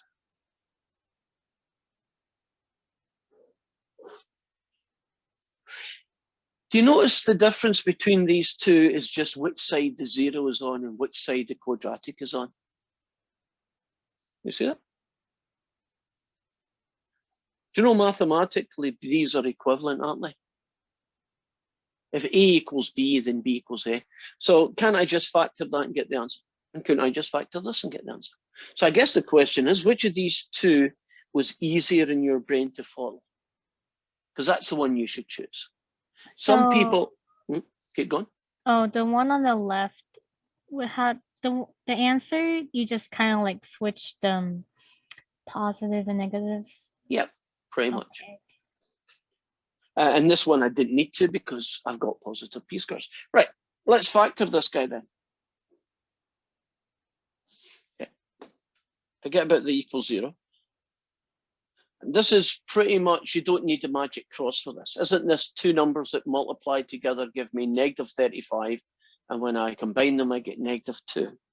So definitely 1 plus, right, and 1 negative. Okay. What combination multiplies gives you 35, but the difference is 2, essentially?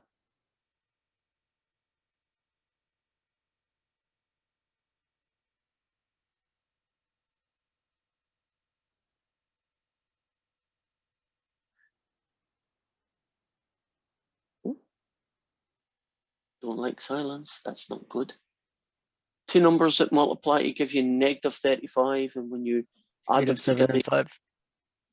yes, I was wondering what that was about. Probably late in the day, that's the reason. Right, so our first factor is p plus 7. So we set it equal to 0 and we solve. So there's one of the solutions. And in this case, the second factor is that guy. You add 5 to both sides and you get this answer.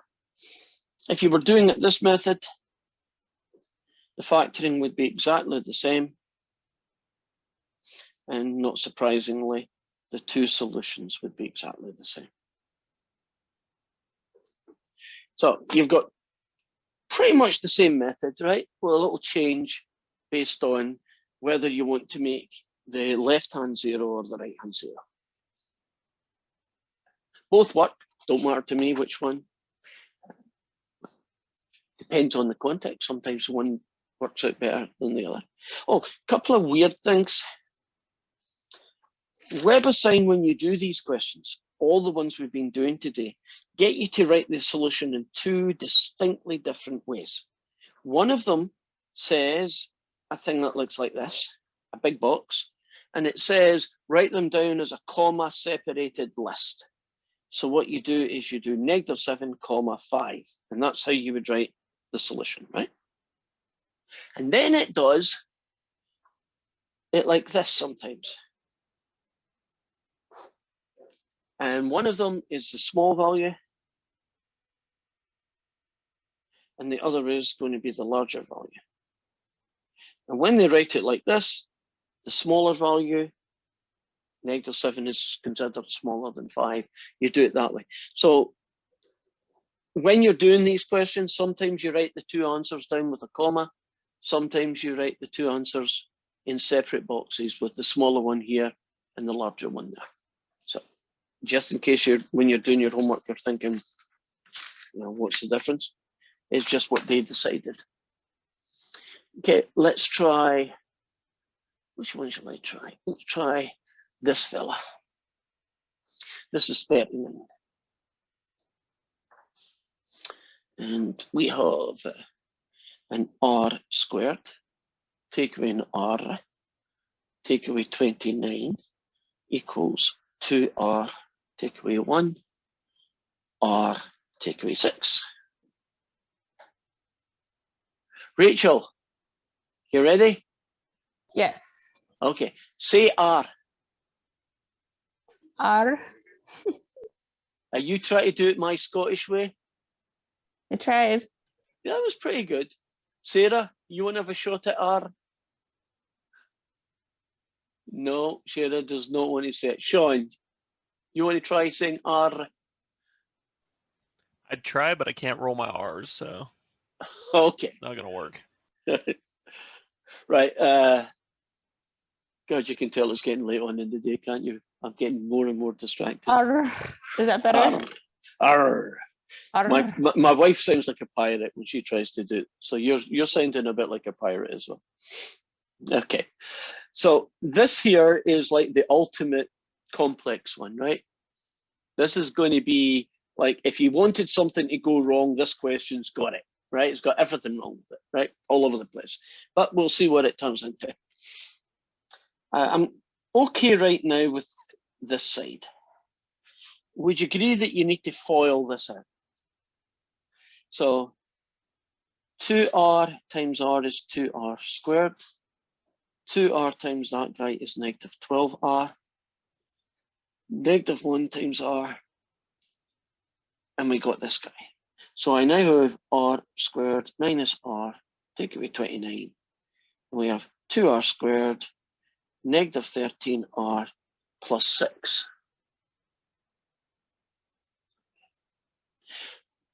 Where do you think we're going next? Because we talked about there's two methods. I don't care which method we go for, but pick a direction, because you want 0 on one side, right? And it doesn't matter to me or to the math which side it's Add on. the 2r and the other 2r together. Okay. And the negative r and the negative 13r together. Right, so how are you going to do that? Are you going to subtract an r squared from both sides and add an r from both sides? How are you going to make that happen? Subtract r squared from both sides. Okay, now you probably don't need this line, but I'm just going to do it one step at a time so that when you go back and look at these notes, maybe you can see what's going on. That's the only reason I'm doing so many lines. You probably won't need anywhere near as bad as this. Right, Rachel, what are you going to do to both sides next? Because you've kind of already said it, but just if you could repeat it.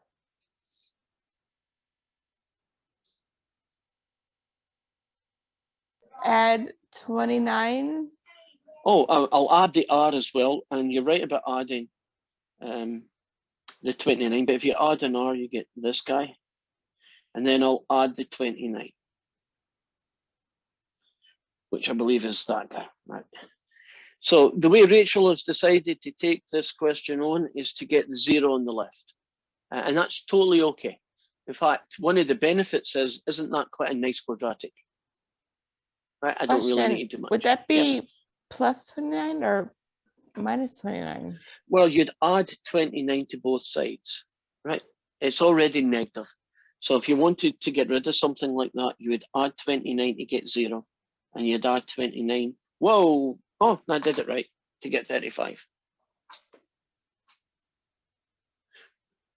So you either add things to both sides or subtract things from both sides. Depends on what you're trying to get rid of.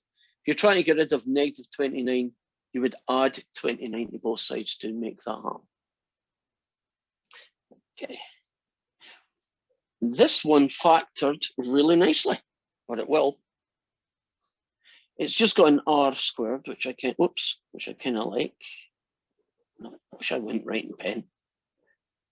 When you make a mistake, it kind of messes things up. Right, we have that. So this is the, you don't need the magic cross for this, agreed? Isn't it just two numbers that give you 35 when you multiply them? And when you combine them, you get negative 12. Because this is a plus 35, but the middle term is negative, doesn't that kind of guarantee two negative numbers? Right. Two negative numbers multiplied together give me plus 5 and 35. 7. And I hear 5 and 7. Are we comfortable about those ones are the only two that work? And that in turn, that factor gives me the solution that r is 5. And this factor, set at 0, add 7 to both sides, and now you've got the second one. So there are two solutions, 5 and 7.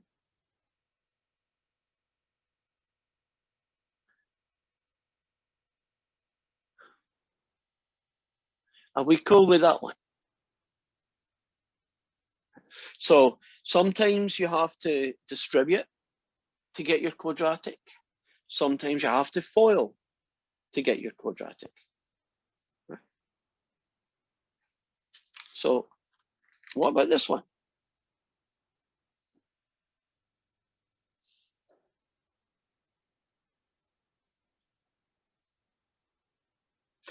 This one is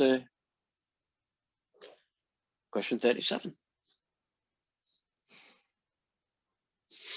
You have to look at a question, you know, on its own merits and adapt techniques that you already know about to kind of work with what you've got. Right, I'm looking at this guy here. Of all the things that are going on, would you agree that 9 in the bottom is a pain in the butt? Because that's stopping this question being obvious. So if I identify something that's causing me trouble, which is a good thing to be able to do, shouldn't I next figure out how to make it go away? Would you multiply each side by 9? So 9 Yeah. by the 9, 9 by the x, and 9 by the 2? You just nailed it. Exactly. Yeah. Does that make sense what Rachel just did there? I don't like that 9, so why don't I just multiply everybody by 9? Essentially, isn't it, as long as you do it to both sides, it's okay rule? I'm just using that rule to do, you know, to make it pretty. Okay, where are we off to now?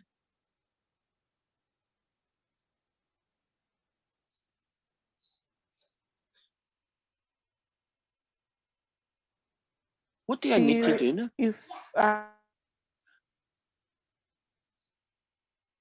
Well, is it ready to be factored yet? Maybe I should phrase the question like that. Is this ready to be factored? No. Would that be the 2, the x? Not yet, no. Every quadratic that we Subtract 18. yes, every quadratic equation, including this one, has to end up looking like everybody equals 0. That's a crucial step. Whatever you end up having to do when you're finished up to the middle of the question, shouldn't you eventually get to a line that looks like this? Either quadratic equals 0 or 0 equals quadratic, but there's got to be a 0 either on the left or the right. You've got to have that.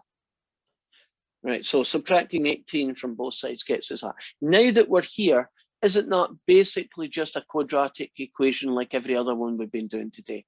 We just have to figure out how we're going to factor it. This quadratic equation, will we be able to factor it, or will we have to do the magic cross? What method will I use for this one? Magic cross. And you can, correct, and you can tell that by why. What's going on here that means, yep, magic cross. Can't Not do it the other everything way. could factor out evenly. Well, that's indirectly true, which I agree with you. Is it because the first number is a 2x squared instead of an x squared? So see if this guy here is not x squared, like 2x squared or 3x squared. It's a magic cross question, right? That's the easiest way to tell, right? If this was x squared, I'd be factoring it just 2 numbers and all that kind of. So my usual is pretty much what I've been doing all evening, is factor that. 2 numbers, well, 2 times that guy gets you negative 36, and the middle number is 9. Since this is negative 36, I know that I'm going to get 2 numbers, 1 plus 1 minus. Now we go hunting for the 2 numbers. Right. Well, I could, you know, somebody right now might already know what the 2 numbers are. Yeah, I think I do as well, but let's pretend that we don't. I get my calculator out and I'd say, okay, 1 and 36. There's no way in the world they're ever going to add and subtract to give me 9. So I'll move on. 2 and 18. Will those 2 numbers add or subtract to give me 9? No, ain't going to happen. How about 3 and 12? Could those 2 numbers add or subtract to give me 9? Yeah. So which one do I make plus and which one do I make negative then? -3. Are we comfortable about how we found these 2 numbers? We went through, you know, if that one hadn't worked, wouldn't my next one be 4 times 9? And then I guess 6 times 6, right? I just go through it. There's only typically probably about 5 or 6 combinations out there. So it's not like you've got 100 things that you have to check, right? 5 or 6 probably most likely number. I'm doing my thing. Not everybody does this, but I do it. I separate out my 2 numbers. Right, I do another cross. And I look at this guy and what do we divide? These By guys. 2. By 2. And would you agree this one is finished? Right, I can't simplify. But this one, what does this one simplify down to? 6/1. And now we should be ready to take what's here and make it into our two factors. So the 6 on the top and the 1 on the bottom, right? 6 on the top, 1 on the bottom. That's going to get me x add 6, right? And the 2 on the bottom and the -3 on the top, that's going to get me 2x take away 3. We have factored. So far, so good. Right, last bit of the puzzle. Let's see what we get. If you take this factor and you set it to 0 and solve for x by subtracting 6 on both sides, or you take this fella, just him, set him 0, add 3 to both sides, and then divide both sides by 2, you get your second one.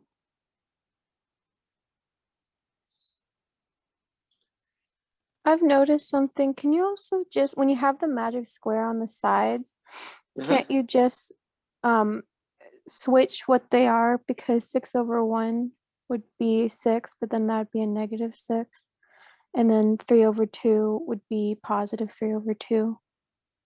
Oh, so you're thinking, could I do this combination instead? No, I mean, instead of going through the whole rigmarole of Oh, putting them you've back in the I've got noticed a bracket. shortcut. I've noticed the pattern too, yeah. So Yeah. So let me get that pattern, see if I'm hearing you correctly. So we've got to here. What do you do next? So I'm trying to do your shortcut. How would No, you when get when from, you're in the second one, when you already Oh. divided them by the first number, so you already have 6/1 and -3/2. uh-huh. 6/1 would equal 6, but it would be -6 when you try and make it 0. Oh, I see what you're doing. You're going from these two guys straight to here. Yeah. Ah, yes is the short answer. That works. But I'm not going to go into the details of that because it might not, how do you phrase this? Some people might not get the rule right and they end up writing the wrong answer down. So That's the putting it only back in reason the I do it. equation would just be like checking yourself. Yeah, I guess so. But it works. What you said is perfectly correct. So yeah, it works. Interesting that you noticed that. I think we are ready for the end, which means I am going to give you some examples of these to try, and you are ready for them, okay? You are going to take these questions on, you are going to beat them up and find their solutions. So I'm going to go looking for homework questions because that way I know they're going to come out right. And I think I've done that one, so let me double check. I don't want to do one that we've already covered. That would not be a good move. Okay, looks like we haven't done this one. So one of your questions is going to be question 35.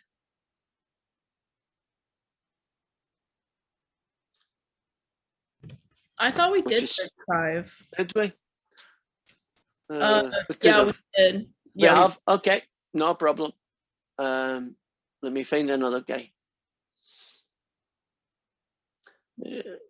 I think we've used up all the good ones, so I'm going to maybe, oh, I don't think I've used this one. Or did we? No, we might have. It looks familiar now. Have I done this one? 8y squared, add 11y, minus 10 equals 0. Have you seen that one?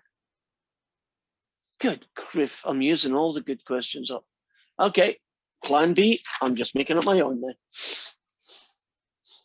That shows you how much practice we've done. We've virtually done every kind of question that the homework looks like. So,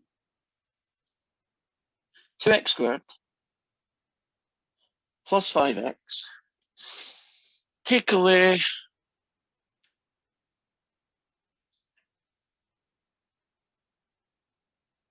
18 equals 0. I'll make that the first question. For the second one, 2x plus 1, 3x plus 1.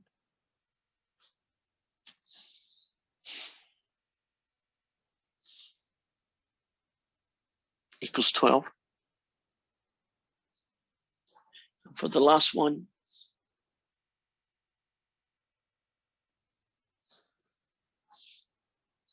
y squared over 4 plus 2y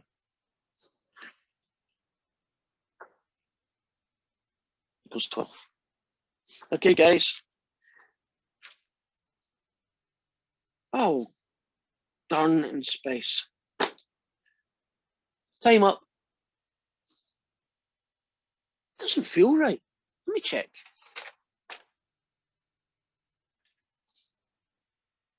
Do you know it's 7:45? If it makes you Wow. feel better, I'm only doing the first problem. Well, I'll leave them there for you, okay? And you have a wee shot at them when you have time, okay? That's